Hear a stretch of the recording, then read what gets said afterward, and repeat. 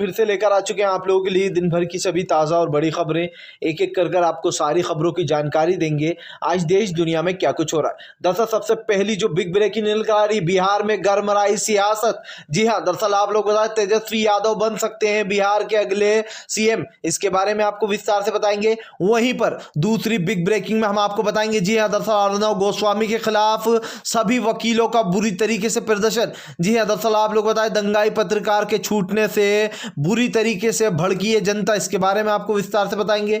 वहीं पर तीसरी बिग ब्रेकिंग में हम आपको बताएंगे तेजस्वी यादव के संपर्क में कई पार्टियां। जी हां, नीतीश कुमार को लग सकता है बड़ा झटका।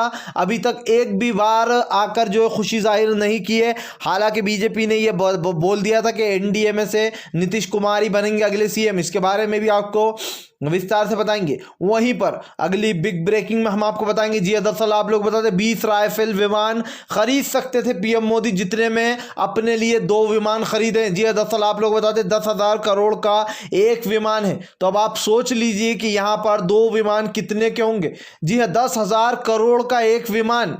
अब लोग सवाल उठा रहे हैं कि आज जीडीपी इतनी नीचे गिर गई है। आज भी जो है यहाँ पर जीडीपी के बारे में बात बताएंगे आपको क्या कुछ निकल कर आई है।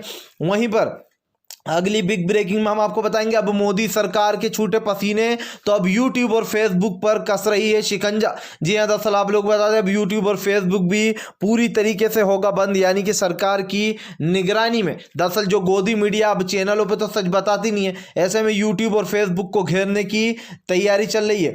इसके बारे में भी आपको विस्तार से बताएंगे। वहीं पर अगली बिग ब्रेकिंग में हम आपको बताएंगे, जी हाँ, दरअसल आप लोग बता दें केंद्र के ऊपर उठे कई सवाल। कहा आप लोग बता दें ईवीएम में जब तक घोटाला होता रहेगा बीजेपी की सरकार नहीं गिरने वाली। एक बार जो है यहां पर लोगों को निकलना ही पड़ेगा बाहर इस ईवीएम को बंद कराने के लिए। उसके बाद बीजेपी की सत्ता गई उसके हाथ से। जी हाँ, ईवीएम में ही खेल हो रहा है जो भी हो रहा है। इसके बारे में भी आपको विस्तार से बताएंगे।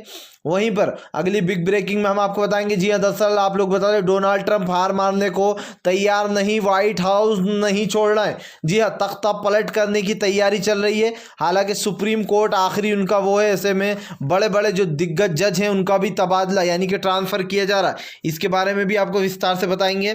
खैर चलिए हम बढ़ते हैं सबसे पहली और सबसे बड़ी खबर की ओर। दरअसल आप लोग बताएं दोस्तों, आज तेजस्वी यादव ने जो यहाँ पर सभी को बुलाया, जितने भी पार्टी दल जीते हैं, जितने भी जो यहाँ पर प्रत्याशी जीते थे, उन सभी के साथ आज तेजस्वी यादव की मीटिंग थी। ऐसे में इस मीटिंग के दौरान कई लोगों ने कयास लगाने की कोशिश की है कि महागठबंधन जो है वो यानी कि जो तेजस्वी यादव है वो अगले सीएम बन सकते हैं। अभी भी कोई उम्मीद दिखाई दे रही है। आप लोग बता दें सीताराम मांझी के साथ साथ असदुद्दीन ओवैसी से भी आरजेडी की बात हुई है। जी हाँ, हालांकि पुष्टि की मानी जाए तो यहाँ पर सीताराम, एक खबर के अनुसार सीताराम मांझी का ये बताना है कि सीताराम मांझी ने जो है एनडी आरजेडी से बात की है और वो आरजेडी में शामिल हो सकते हैं। ऐसे में आप लोग बता दें कई लोग कयास लगा रहे हैं कि जिस तरीके से यहाँ पर तेजस्वी यादव का एक तेज देखने को मिला, भले ही वो हार गए लेकिन वो जो आंकड़े से हारे हैं वो बहुत ही कम है नीतीश के लिए।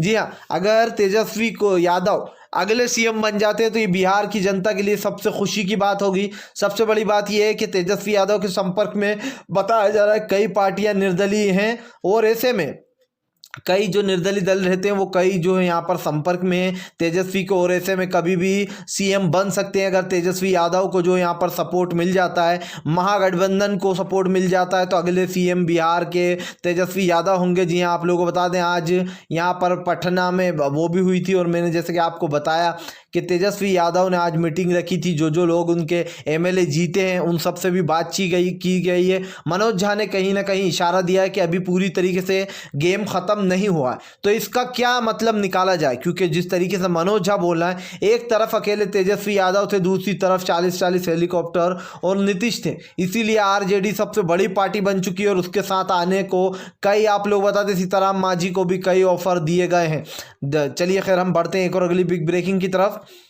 बता दें आप लोगों को अगली जो बड़ी खबर निकल कर आ रही है, अर्नब गोस्वामी के खिलाफ सुप्रीम कोर्ट के खिलाफ खड़े हुए वकील। जी हाँ, दरअसल आप लोग बताएं दोस्तों, जिस तरीके से यहाँ पर अर्नब गोस्वामी के खिलाफ याचिका दायर हुई थी उसके बाद उनको मुंबई हाई कोर्ट ने बेल नहीं दी थी, लेकिन छुट्टियों के दिन में, अब ये बात जरा आप ध्यान से सुनिए, छुट्टियों के दिन में सुप्रीम कोर्ट बंद हो चुका था, लेकिन लोगों का ये कहना है कि सुप्रीम कोर्ट की जब छुट्टियां चल चुकी थी, सुप्रीम कोर्ट बंद हो चुका था, तो फिर अर्नब गोस्वामी के लिए सुप्रीम कोर्ट क्यों खोला गया? जी हाँ, दीपावली की छुट्टियों की वजह से सुप्रीम कोर्ट में आपको बता दें बंद हो गया था। ऐसे में ये क्या बात होती है कि अकेले किसी और बेचारे जो आम इंसान है उनके लिए कानून और कुछ, और अर्नब गोस्वामी के लिए कानून और कुछ। ऐसे में अब आप लोगों को बता दें कि यहाँ पर काफ़ी सवाल उठते हुए नजर आ रहा है केंद्र के ऊपर, कि केंद्र दबाव बनाती है सुप्रीम कोर्ट के ऊपर, क्योंकि अर्नब गोस्वामी रिपब्लिक टीवी का जो पत्रकार है वो बीजेपी का ही पत्रकार है, और ऐसे में बीजेपी उसको ज़बरदस्त तरीके से सपोर्ट कर रही है।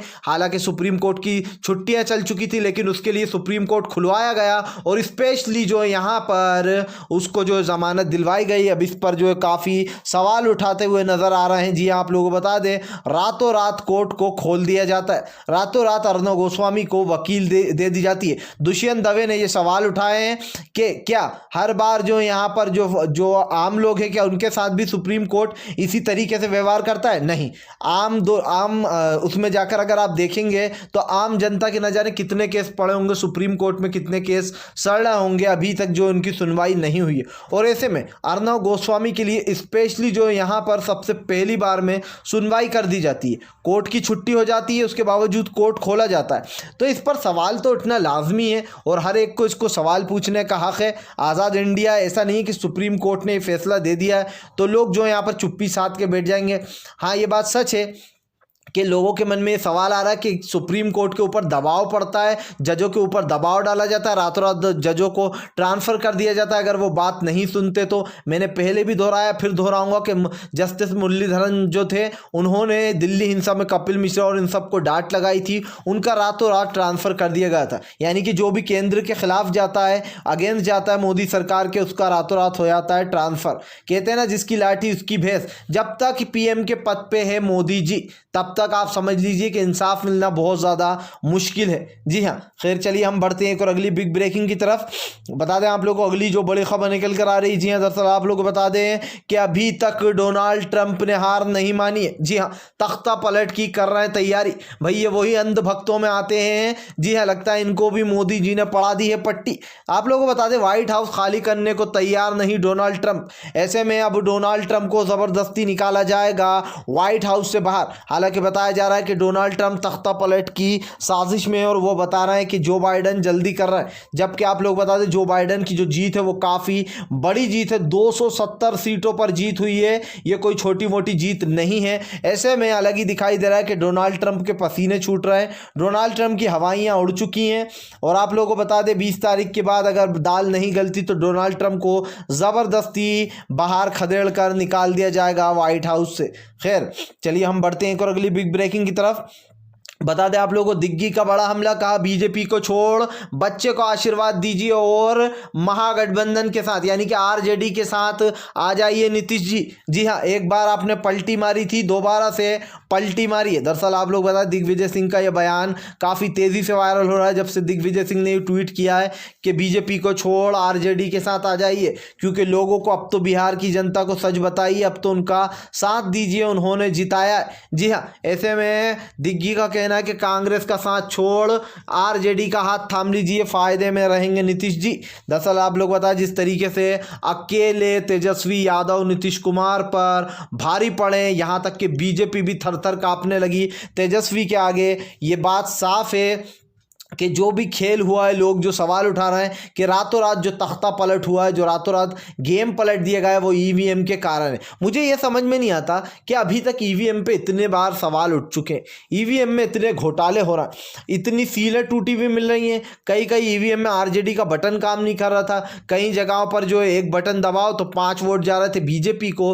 तो ये समझ में नहीं आ रहा है कि आखिर ईवीएम को बदला क्यों नहीं जा रहा, ईवीएम को हटाया क्यों नहीं जा रहा है, बैलेट पेपर से पेपर क्यों नहीं कराया जा रहा है, वोट क्यों नहीं कराया जा रहा है? क्योंकि सरकार का दबाव है। ऑब्वियसली इलेक्शन कमीशन पे भी ये सवाल उठे हैं कि इलेक्शन कमीशन भी जो है बीजेपी का साथ दे रही है। जी हाँ, लगातार जो उन लोगों के वीडियो वायरल हुए बीजेपी के नेताओं के, बीजेपी के नेता आए दिन विवादित बयान देते हुए नजर आए और रूल रेगुलेशन तोड़ते हुए आए, धमकाते हुए नजर आए। उसके बाद भी इलेक्शन कमीशन ने कुछ भी जो है इस पर कड़ा कदम नहीं उठाया। इसका साफ साफ मतलब ये है कि अभी फिलहाल मोदी जी के पास पावर है और वो उस पावर का दुरुपयोग कर रहे हैं। जी हाँ, लोगों का कहना है कि मोदी जी के पास जब तक ईवीएम से वोट होते रहेंगे तब तक, आप लोग बता दें, वरिष्ठ जो है यहाँ पर वकील, जो कि निष्पक्ष वकील माने जाते हैं, भानु प्रताप जी, उन्होंने ये कहा है कि जब तक ये ईवीएम से वोट होते रहेंगे बीजेपी, भाजपा की सरकार नहीं हारेगी। क्योंकि हमने देखा था अभी जब भाजपा इतनी ज़्यादा एक्टिव नहीं थी, अगर आपको याद हो 2014 के लगभग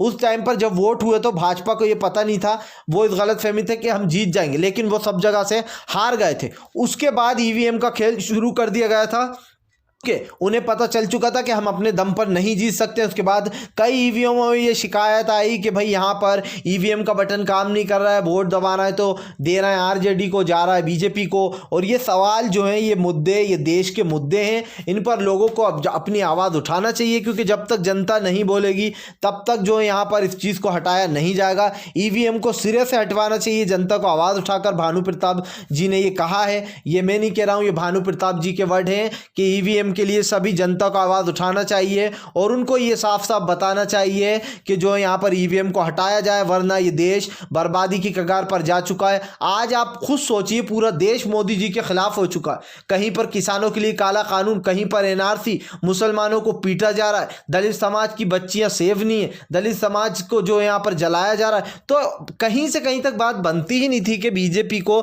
70 सीटें मिले या फिर जो यहाँ पर एनडीए की जीत हो। क्योंकि नीतीश कुमार ने लोगों को भगाया था कोरोना के वक्त, लॉकडाउन के वक्त 1000 लोगों, प्रवासी मजदूरों की जान चली गई। ये कतई हो ही नहीं सकता है कि जो यहाँ पर जीत पाए वो लोग। तो इसमें ईवीएम का खेल है और ऐसे में जो भानु प्रताप जी की बात है वो बिल्कुल सही है। अगर आप भी जो यहाँ पर शांतिपूर्ण ढंग से पीएम की इन सभी गलत नीतियों का दिल से विरोध करते हो तो इस वीडियो को दिल से लाइक करके हमारे चैनल को सब्सक्राइब करके अपना समर्थन ज़रूर दर्ज कराएं। क्योंकि हम एक ऐसे निष्पक्ष पत्रकार हैं जो कि आप तक सिर्फ सच और सच पहुँचाने की कोशिश करते हैं। तो हम मिलेंगे आपसे नेक्स्ट वीडियो में, तब तक के लिए वंदे मातरम।